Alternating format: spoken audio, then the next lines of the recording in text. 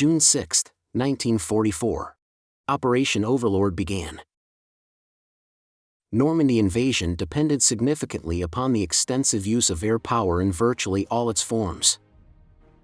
Without air superiority, the invasion of Normandy could not have succeeded, nor would the Allies have been able to follow it with the victorious campaign across France and the Low Countries that brought about Germany's unconditional surrender. Allied air superiority on D-Day prevented the Luftwaffe making any effective large-scale intrusion over the battle area. This gave the attacking naval and ground forces freedom of action during daylight hours, while the enemy was virtually immobilized because any movement provoked swift attack by fighter bombers. Allied air power comprised strategic forces of RAF Bomber Command and the USAAF 8th Air Force being placed directly under Supreme Headquarters Allied Expeditionary Force SHAEF and Allied Expeditionary Air Force AEAF, which had two major components, the RAF 2nd Tactical Air Force and the USAAF 9th Air Force. Each supported their own nation's army group. AEAF also had operational control of the air defense of Great Britain ADGB.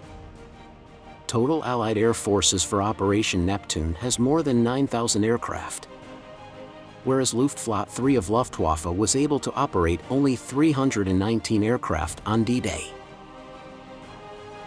The tasks allotted to the air forces in support of the assault were to protect the assembling of and the cross-channel movement of the assault forces against enemy air attack, and to assist the Allied naval forces to protect the assault craft and shipping from enemy naval forces.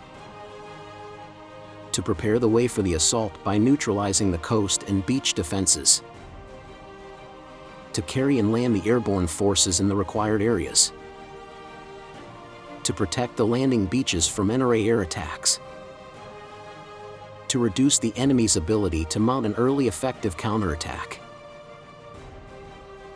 H-hour for air support purposes on June 6 was 6:30 a.m. British double summer time for the American beaches and 7:25 a.m. BDST for the British beaches. Civil twilight of D-Day was 5:15 a.m. In the hours before dawn on D-Day, RAF Bomber Command attacked 10 heavy coastal batteries in the assault area. Soon after dawn, medium bombers blasted coastal artillery emplacements and beach obstacles. Beginning at 11:31 p.m. on June 5, 1,012 aircraft, 551 Lancasters, 412 Halifaxes, 49 Mosquitoes, planned to bomb coastal batteries at Fontenay, Holgate, La Prunelle, Longs, Mazy, Merville, Mont Fleury, Point du Hoc, Ouistreham and St. Martin de Verville. 946 aircraft carried out their bombing tasks. It went on until 5:15 a.m. 3 aircraft were lost, 2 Halifaxes of 4 Group on the Mont Fleury raid and 1 Lancaster of 6 Group on the Longs raid. Only 2 of the targets, La Prunelle and Ouistreham, were free of cloud. All other bombing was entirely based on oboe marking. During this period, 5,268 tons of bombs were dropped, the greatest tonnage in one night so far in the war. On the night before the landings, aircraft of No. 2 Group flew 150 sorties, of which 141 were in connection with the stoppage of movement and the creation of road and rail cuts, while 9 sorties were flown by No. 34 Wing on night photography missions.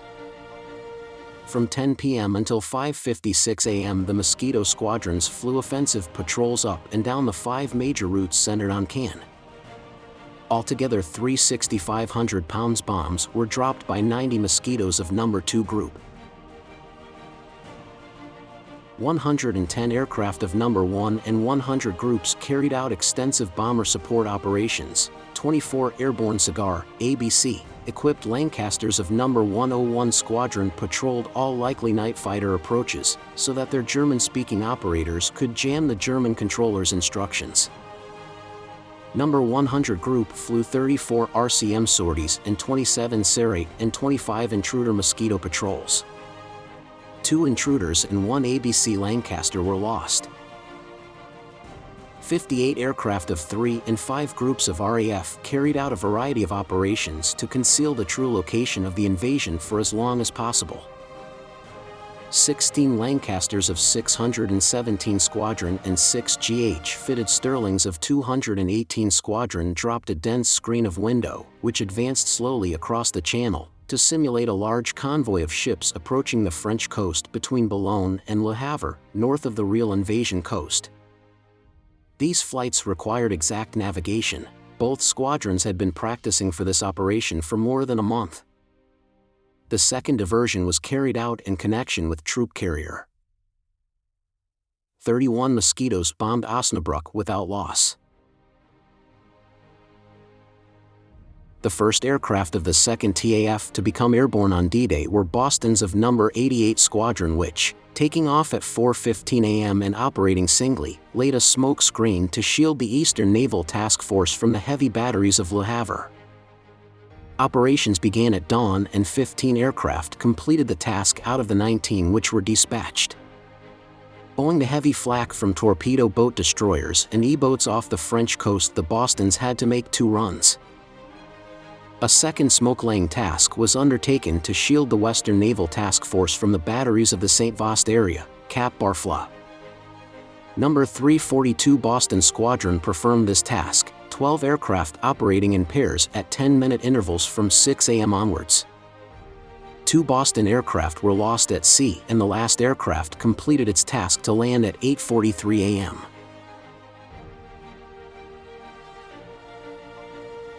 There were about 160 Spitfire and Mustang-type aircraft in the air spotting pool at Lyon-Solent from dawn on D-Day until early afternoon, when the 3 Mustang tactical reconnaissance squadrons belonging to the composite groups were withdrawn.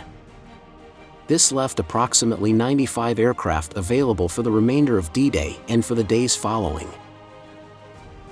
Requests for air spotting on an impromptu basis formed a large percentage of the total missions later in Operation Overlord, but on the first day there was no lack of targets. A total of 435 aircraft sorties on 218 missions were flown on D-Day, 101 missions being in the US area and 117 in the British area. Of these, 84 sorties were flown by Mustangs of 2nd TAF. 7 of our aircraft were shot down. On D-Day, successive waves of Allied fighters gave cover to the huge convoy of ships and landing craft, as well as escort to waves of troop-carrying aircraft or bombers hitting specific targets behind the beachhead. The task of protecting the assault forces while they were afloat and after they had landed was conducted by RAF 2nd TAF, ADGB, No. 85 Group, No. 100 Group and the US 8th and 9th Fighter Commands. Daylight cover in the main shipping lane was provided by P-38 aircraft of 8th and 9th Fighter Commands. Cover over the whole area during darkness was the responsibility of ADGB, assisted by night fighters of No. 85 Group, but fighter cover in the daytime over the assault area was the joint responsibility of the 2nd TAF and the 9th Air Force. The assault area consisted of 15 miles to seaward and 5 miles to landward of the beaches from the Cotentin Peninsula to Le Havre. The scale on which this cover was provided from morning civil twilight minus 30 minutes, about 4:30 a.m. until night civil twilight plus 30 minutes about 11:30 p.m. on D-Day was very substantial. 6 squadrons of Spitfires, 9 were on standing patrol as low cover from 3,000 feet to 5,000 feet, or below cloud if this was necessary, and 3 squadrons of P-47 Thunderbolts were over the area as high cover from 8,000 feet to 15,000 feet, all day without a break. Altogether 36 RAF squadrons, 12 wings and 15 US squadrons, 5 groups were allotted to assault area cover. In arranging patrols, it was recognized that British aircraft would be able to remain over the area for only 50 minutes as compared with the 60 minutes that US fighters could remain on patrol. On D-Day 1,226 sorties were flown by 2nd TAF and 278 sorties by ADGB on patrol. Most of them were completely and unexpectedly uneventful. The mission assigned the 8th Fighter Command for D-Day under overall plan for air operations was threefold: to provide indirect fighter support for British and American bombers and airborne forces operating throughout the day in the vicinity of the assault area; to prevent or delay all Type S of enemy movement to or toward the assault area, this assignment to be accomplished by the attack of both mobile transportation and fixed installations. The general area assigned for these attacks was bounded as follows. On the south by the Loire River, on the north by a line Granville-Villeflos-Argent and Rouen-Paris, and on the east by a line Paris-Orleans. The following target priority was prescribed. To furnish its 4 P-38 groups for the protection of Allied shipping throughout the day. There were to be 3 periods during D-Day when bombers or airborne forces would operate in the early morning, during midday, and in the evening. Full house for the morning missions. Stud for the midday missions. Royal flush for the evening missions. The planned full house was for the indirect support of RAF night bombers, airborne forces of the 9th Troop Carrier Command and the RAF Troop Carrier Command, 8th Air Force Heavy and 9th Air Force Medium bombers, all operating against target in the assault area. The 8th Fighter Command was expected to furnish support from morning civil twilight -30 minutes, for 25 a.m. until the withdrawal of the force at approximately 10 a.m.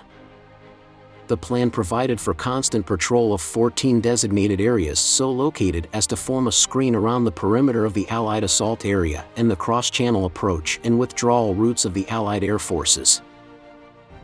The planned stud to be executed immediately after the completion of planned full house was primarily designed to further the 8th Fighter Command's role of preventing or delaying enemy movement to and towards the assault area. It detailed 37 squadrons to fighter-bomber attacks on targets of opportunity in 15 designated areas at times from 10:45 a.m. to 15:30 p.m., each squadron to operate in its assigned area for 60 minutes. 8 aircraft within each squadron were to execute bombing attacks while the remainder furnished top cover. This plan also enabled the fighters to provide indirect support for heavy bombers of the 8th Air Force, which would be attacking targets in Cannes at 13:30 p.m. The planned Royal Flush was to provide indirect fighter support for airborne forces from approximately 8 p.m. to 10 p.m. This plan provided for offensive patrols in designated areas on the perimeter of the assault area by 9 2-squadron P-47 and P-51 groups. Group and squadron leaders were to deploy their units for both the interception of enemy aircraft in the air and the attack of ground targets. In addition to the area patrols, 2 P-47 groups were to operate on Type 16, ground, control in the vicinity of Rouen and Beauvais. All P-47 groups were to remain on patrol from 7:30 p.m. to 9:30 p.m., all P-51 groups from 7:30 p.m. to 10 p.m. Also, the 4 P-38 groups of the command were committed from 4 p.m. on D-1 day until relieved to furnish fighter cover for Allied shipping during daylight hours. Commencing with D-Day patrols were to be maintained constantly from 4:30 a.m. to 11:30 p.m. Very little enemy air opposition was encountered, no engagements occurred during morning missions, and claims against enemy aircraft in the air, 24 destroyed and 8 damaged, were correspondingly low. Of these claims, 15 destroyed and 6 damaged resulted from attacks on a formation of Ju-88s near the assault area. Additional claims of 4 destroyed and 6 damaged, based on attacks on enemy airfields, gave a total of 28 destroyed and 14 damaged. The 5 losses were attributed to enemy aircraft.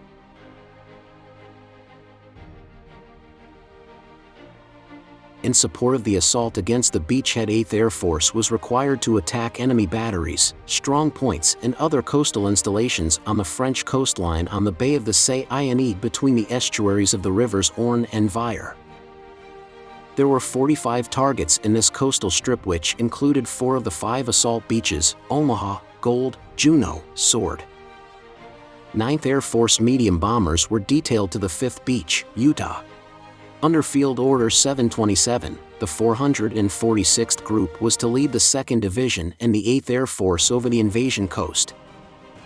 Colonel Brager in Red Ass in Flixton Airfield was first to take off before 2 a.m. and, following a lengthy assembly, led the formations to hit the Normandy beach defenses at H hour -5, 5 to 6, on that fateful day.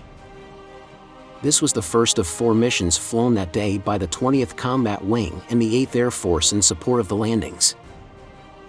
1,361 heavy bombers were dispatched on this operation, 1,206 bombers against the beach installations in immediate support of the landing operations, and 155 bombers in a second wave against choke points in the town of Cannes. Takeoff times range from 1:55 a.m. to 5:30 a.m.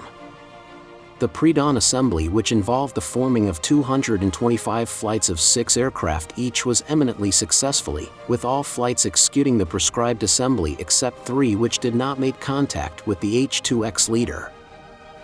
In climbing through the overcast, a number of aircraft became separated from their units, but they were able to form on other flights. Departing the English coast, the units adopted the 6 squadron abreast formations behind the designated H-2X Pathfinder aircraft. On the flight across the channel, wind velocity varied slightly to cause several units to reach the beach line a few minutes ahead of schedule, but the flight plans were closely followed on both the penetration and the withdrawal.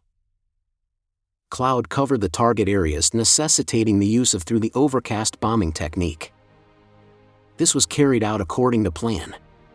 Of 1,361 heavy bombers dispatched, 1083 attacked, releasing more than 2,900 tons of bombs. On the beach installations, 1,015 of the 1,198 bombers dispatched attacked assigned targets. At Cannes, 47 of the 163 aircraft dispatched carried out their attacks as planned. In addition, of bombers dispatched in the various forces, 21 attacked alternative targets. The principal reasons for the failure of units to attack as planned were the inability to locate the H-2X leaders, poor definition on the Pathfinder scope, and absence of Pathfinder aircraft, as in the case of the 3rd Bomb Division units assigned to the Cannes targets. On the whole, the bombing runs were well executed and all attacks were well within the allotted periods.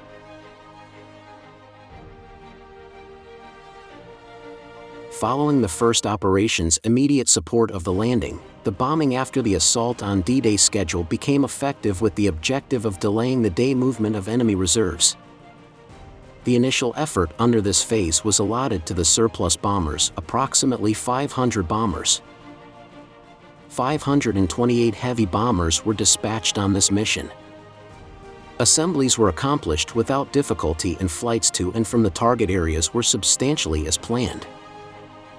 Cloud of 10 out of 10 density covered all primary and secondary target areas, and with the exception of 3 groups of the 3rd Bomb Division attacked Argentan secondary target, on the signals of the single H-2X Pathfinder which participated in the mission, bombs were returned to base.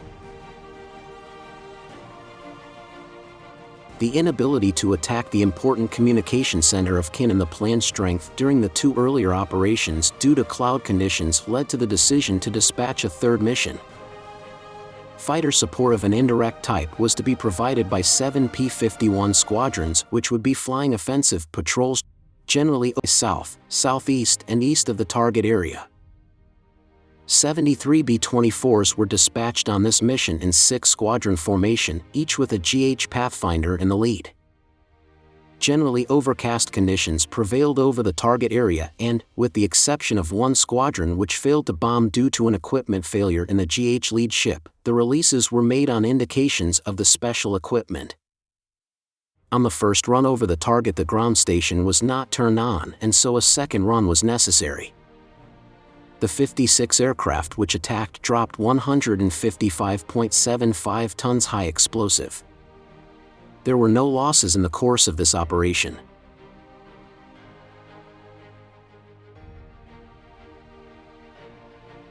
The planned bombing after the assault on D-Day continued in effect, with AEAF designating the specific targets on the basis of tactical considerations. Transportation choke points in towns immediately south and east of the assault area were assigned for attack in this late evening operation. The fighter support also pattern of the earlier missions. Indirect support from 4 squadrons of P-47s and 14 squadrons of P-51s, which were to operate in specified sectors to the south and cast of the target areas, was considered adequate. A total of 736 heavy bombers were dispatched on this mission. Assemblies were made with difficulty due to clouds, which forced a large percentage of the units to assemble at 23,000 to 24,000 feet, considerably higher than planned. This resulted in a number of bombers joining groups other than those to which they were assigned, and 2 units abandoned the mission before leaving the English coast.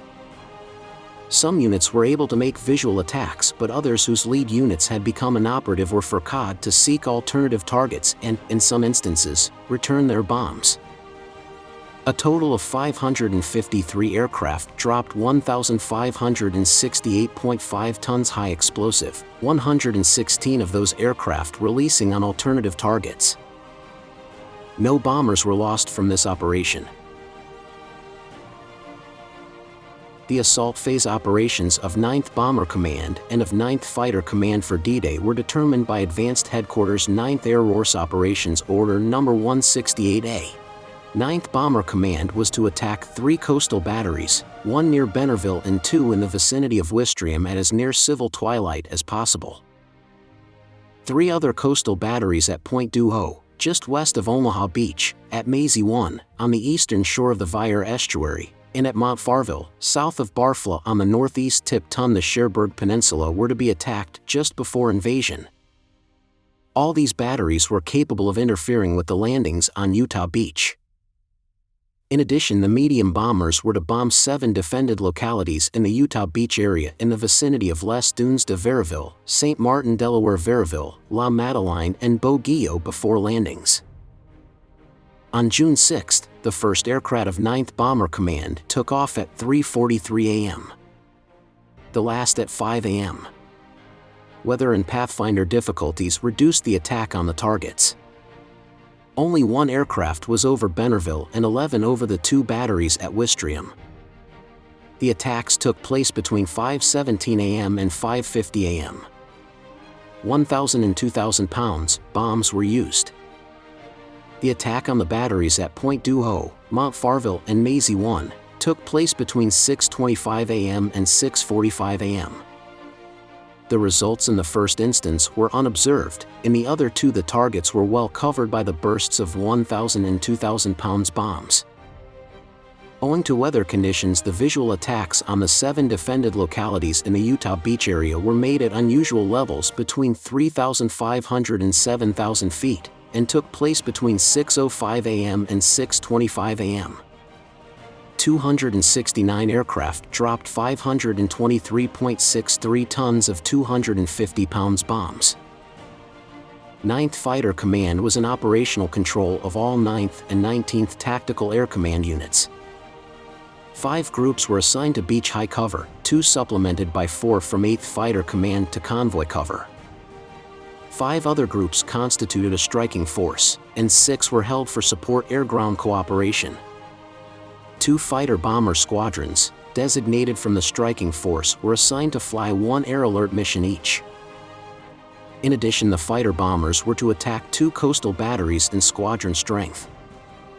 These were Maisie 2 and Jafos, both on the eastern shore of the Vire Estuary, and both capable of delivering fire on Utah Beach. The attacks were to be made just before landings. With the purpose of blocking movement into the Utah area, fighter-bombers were assigned 6 bridges and a rail embankment in the general area southwest of Saint-Mère-Église and in proximity to Saint-Sauveur-le-Vicomte. The embankment was at La Saint-Cyr, the bridges at Buzzaville, Etienneville, Courpeville, Saint-Sauveur-de-Pierrepont, Saint-Sauveur-le-Vicomte and Nihoux. Fighter-bombers of the 9th and 19th Tactical Air Commands, functioning under the operational control of 9th Fighter Command, provided the required convoy and high beach cover throughout the day. They also supported the daylight operations of 9th Troop Carrier Command by providing escorts and by carrying out area sweeps. These operations were amazingly uneventful, the only report recording the presence of enemy planes being from aircraft engaged in convoy cover. These reported sighting and chasing off 3 FW-190s. In fact, no claims were made by fighter-bombers in the course of the whole day's operations, the only claims for the 9th Air Force on D-Day being 2 enemy aircraft destroyed by mediums, and 3 destroyed and 1 damaged by reconnaissance aircraft. of the 9 special targets assigned to them in the Assault Phase 5 were definitely hit. The attacks were delivered between 5:50 a.m. and 6:38 a.m., generally in squadron strength. The coastal batteries at Maisie 2 and Jafos were hit with results reported good and excellent. The attacks were by 18 and 15 aircraft dropping 27 and 20.5 tons respectively. Bridges at Saint-Sauveur-de-Pierrepont, at Buseville and at Courpeville were bombed as assigned. 2 others in the same area were also hit, while railway installations at Corentin were attacked. Results were reported generally as fair. A total of 129 plane, and dropped 82.75 tons of bombs. At the same time, 2nd TAF also carried out tactical support for assault troops by fighter bombers. Of the 18 Typhoon squadrons of numbers 83 and 84 groups, 11 were armed with rocket projectiles and 7 were armed for bombing. The role of these aircraft was that of providing prearranged and immediate support to the Second Army. 3 squadrons were employed on air alert duties to be available at call during the first wave of the assault. 1 squadron was allotted to each of the 3 British assault forces. Numbers 438, 439 and 440 squadrons were off the ground before 7 a.m. so as to arrive near H hour at their respective beaches in the role of air alert squadrons. They dive-bombed their prearranged targets at approximately 7:25 a.m., including strong points near Le Hamel and La Riviere on Gold Beach, Courseulles Juno Beach and Hermanville on Sword Beach. Then 48 Typhoons attacked on 4 gun sites.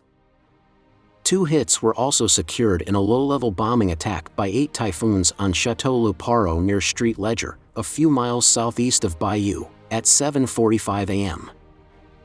In response to a request from 21 Army Group early in the morning, 11 Typhoons were sent out at 8:30 a.m. to make an attack on Chateau La Mothe near Saint-Lô. The morning attack was completely successful. Before noon, a request was received from the Navy for an attack to be made on a radar coast watcher station at Le Havre, which was being used by the enemy to assist as coastal guns firing on our shipping. This attack was successfully carried out at 12:38 p.m. by 4 Typhoons using rocket projectiles and cannon. The Army asked for an attack to be made on a defended locality in the southwestern suburbs of Cabourg, towards which elements of the 6th Airborne Division were advancing on the ground. This attack was made at 4 p.m. by 11 Typhoons, which fired 88 rocket projectiles at the target.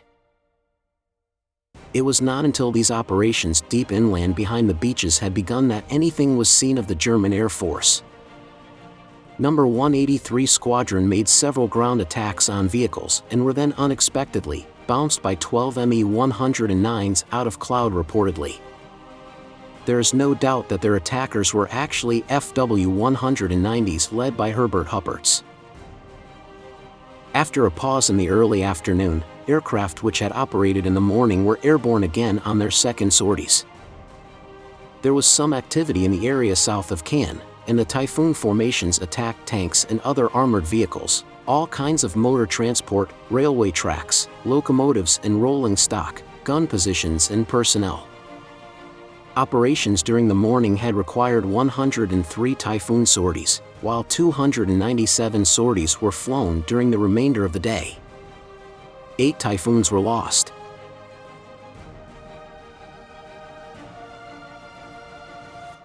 Ninth Bomber Command continued its activities throughout the day, dispatching a total of 1,011 aircraft, of which 823 attacked. For the first time, more aircraft were dispatched than there were crews available, hence many crew flew on 2 missions. Coastal batteries again served as objectives for the mediums. In the British area, 100 craters were produced in the target area at Bennerville, and hits were scored near the emplacements of the batteries at Holgate and Trouville. At Gatteville, on the northwest up of the Cherbourg Peninsula, equally good results were reported. Road junctions or highway bridges were attacked at Cannes and Falaise in the British area by a total of 83 aircraft, dropping 164.25 tons with but small results. In the U.S. area-like targets, in proximity to the battle area, were hit at Volognes, Argenton, Akush, and Corentin. A total of 130 aircraft dropped 165.5 tons on these targets, inflicting appreciable damage. The mediums also attacked 4 marshalling yards east of the Seine in afternoon missions. 25 B-26 dropped 49.5 tons on Amiens with damage to rolling stock and buildings. Dozens of A-20 bombed Longpré-les-Coursaints, Abancourt and Serqueux. The results of the A-20 attacks by 32, 7, and 25 aircraft are not known. After flying their assigned mission in the first assault phase, the fighter-bombers of the 9 Fighter Command continued active. In pursuance of the interdiction program, the bridge at Oisel, under repair by the enemy, was twice attacked. In the first bombing by 31 aircraft, 30.5 tons were dropped. 36 tons were dropped by 47 aircraft in the second. The bridge remained standing in spite of 6 direct hits after the first attack, but it was claimed that the northern half of the south span was in the river after the second. Also, 11 missions were flown by fighter bombers in response to 8 Army requests. They attacked many targets, from gun emplacements and batteries to railway targets and motor transport column. The 9th AF fighter commitment, in addition to hitting ground targets, was protection with 8th AF escorts of Allied shipping during daylight hours. P-38s were detailed to this job because of their easily identified silhouette and because they could operate without handicap at 3,000 to 5,000 feet, altitude designated for the patrols. At first, the ground station at Ventnor in England directed fighter operations, but later in the day a fighter direction tender, anchored in mid-channel, took over. Thus, it became simple for control to switch the patrols from one target to another as needed. At dusk on D-Day, the Allied armies had landed the assault divisions, and on the beaches east of Port-en-Bessin, advance elements were 2 to 3 miles inland. The advance elements of the forces west of Port-en-Bessin were 3 to 5 miles inland, and the following localities were in Allied hands: Saint-Martin, Saint-Mère-Église, Saint-Laurent, Colleville, Hermanches, Rise, Crouly, Taillaville, and Ranville. The airborne forces had secured the area Saint-Mère-Église and Saint-Martin, and the 2 bridges over the River Orne at Ranville were secured intact.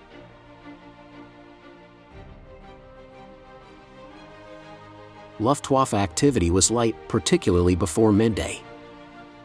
This was due in the main to the fact that most Jagdgruppen had been withdrawn from airfields in the immediate coastal area in recent months, due to the constant pounding of the airfields in the area prior to the invasion. However, German fighters were present, and throughout the 6th they were to claim more than 20 Allied aircraft shot down over the general invasion area.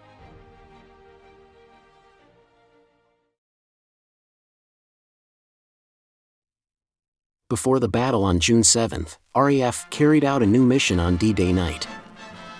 1,065 aircraft, 589 Lancasters, 418 Halifaxes, 58 Mosquitoes, to bomb railway and road centers on the lines of communication behind the Normandy battle area.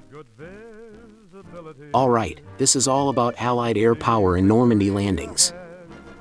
If you have any questions or comments, please don't hesitate to leave them below.